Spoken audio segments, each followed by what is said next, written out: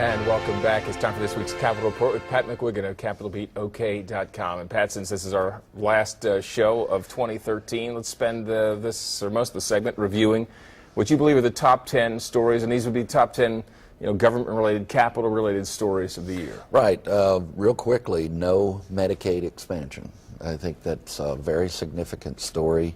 Oklahoma did not eventually give in on the formal expansion of Medicaid as envisioned in the Affordable Care Act. Governor Fallin, the legislative leadership, Insurance Commissioner Doak, Attorney General Pruitt. There's broad unity on sticking to the policy of not expanding Medicaid, at least in that direction. We'll see what the new year brings in terms of nuances. Second major story, regional haze, the fight between Scott Pruitt's office on behalf of the state of Oklahoma with the Environmental Protection Agency.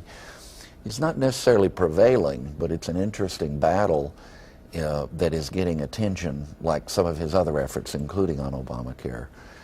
So Scott Pruitt and the fight against what he regards as, and many others do too, is unreasonable federal power expansion.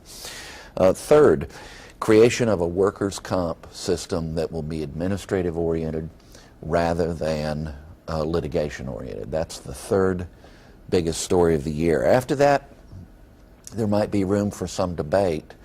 I rank the response to the tornadoes in the spring as the fourth biggest story of the year. It showed that government can move quickly and that, the people of Oklahoma, the leadership of Oklahoma and Governor and President Obama can find something to agree on, and that was to try to get aid in there quickly. But the most significant thing about that story, which I've mentioned here before, and the most impressive to me, was the private response of various agencies, the Southern Baptist, Catholic Charities, the Chabad Jewish Center, which is a relatively small group, new to town just the last few years, and the things they did to provide relief in Moore and Oklahoma City. Taken as a whole, Kevin Durant, and the Thunder, individuals who have money but giving a lot of it away to help our people. So tornado response. Fifth biggest story of the year, to Pat McGuigan at least, is the Tobacco Settlement Endowment Trust, the State Department of Health, and now Governor Fallin taking very aggressive actions against e-cigarettes or personal vaporizers, steps that may or may not be within their purview. We'll probably eventually find out, but that this cowboy regards as excessive use of power. And anybody out there is welcome to disagree with that, but that's my opinion. And that will be interesting to watch that unfold. The sixth top story of the year would be all of the cluster of issues connected to the State Department of Education and Superintendent Janet Barresi, her education accountability efforts, the A to F grade system for individual schools, the arguments over the Common Core, and a lot of other things. It just shows how important public education policy is and remains and will continue to be in the Sooner State.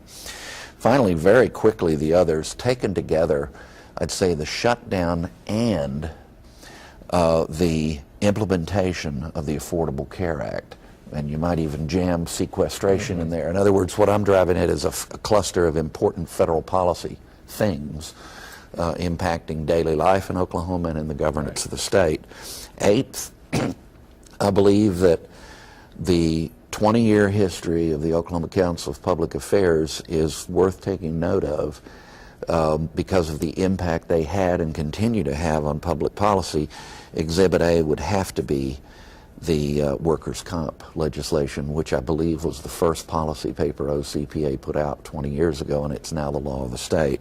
Finally, impact of the state judiciary, which was demonstrated dramatically in recent days, slapping down the tax cut but upholding the legality of the work comp legislation, and the special sessions efficiency back in the summer. Those are my top 10.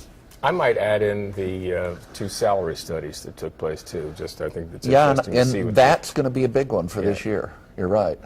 All right. We're out of time. I know you wanted to say more about the e-cigarette ban, but maybe we'll have to do that next time. Just that she took the action of the executive order. I'd say that kind of ratifies maybe where I placed it, and I might have even put it too low, and we'll talk about it more next time. So it's going to be a story that's could get bigger. It's got legs. Yeah, all right. Well, you can read more about these and other topics at CapitolBeatOK.com. For Pat McGuigan, I'm Alex Cameron. Happy New Year.